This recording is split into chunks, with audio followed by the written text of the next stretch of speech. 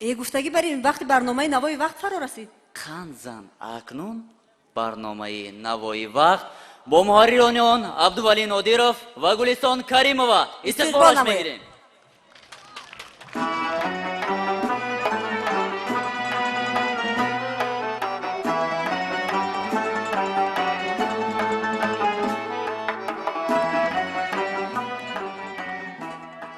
بله، پس از شنیدن این آهنگ دیلاشوب شما پی بردید که این برنامه موسیقی فراغتی نوای وقت است. بله عبدولی و بهترین سرودهایی که در خزینه طلایی رادیوی تاجیکستان محفوظند محض در این برنامه صدا می‌دهند.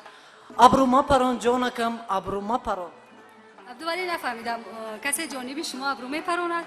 نه گلستان، این یکی از سرودهای برنامه نوای وقت است که شنوندگان همیشه خواهش میکنند تا اینکه از خزینه طلای رادیو بهرشان تقدیم داره.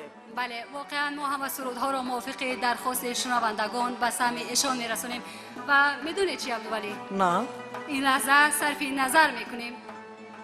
میدونید برای به چی؟ چی خاطر؟ با اون خاطر که هنرمندی مردمی پرده قاسم را با سرود تازه ایجاد زیر کفکوبی های شما به صحنه میخوانیم. استقبال گیره.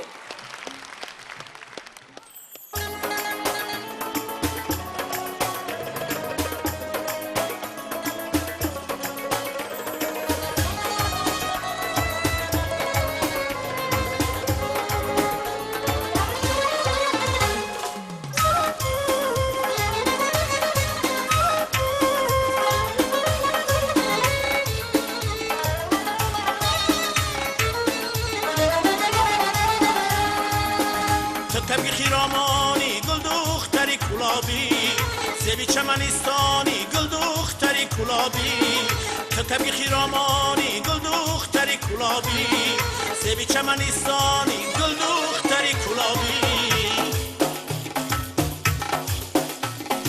من عاشق روی تو من بسته و موی تو من عاشق روی تو من بسته و موی تو آیا تو دمدانی گل دختری کلابی من عاشقی روی تو هلالی ابروی تو دو کلچه‌ای روی تو بادی صبا بوی تو خنده گل روی تو آیا تو دمدانی گل دختری کلابی من عاشقی روی تو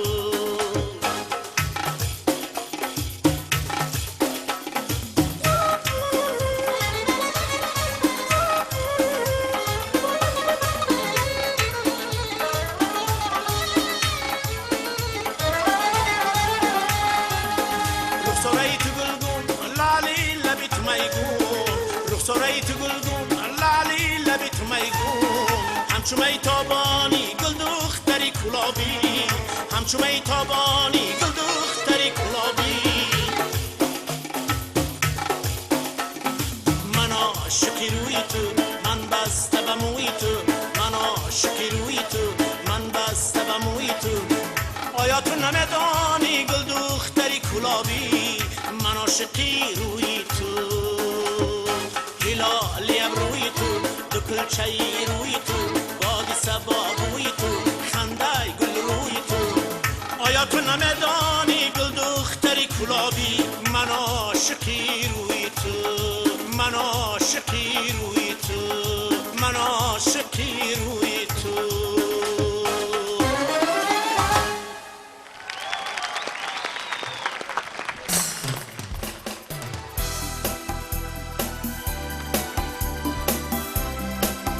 Say